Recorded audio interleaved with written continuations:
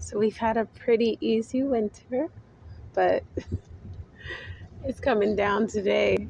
Today is not easy winter day. Today is blizzard day, and I happen to have to drive through this, which I don't mind. I was born in a winter month, and it is what it is. It's just kind of like jogging your car or walking your car,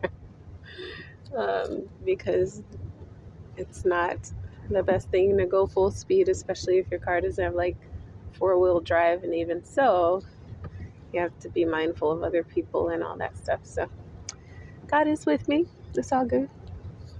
Looking like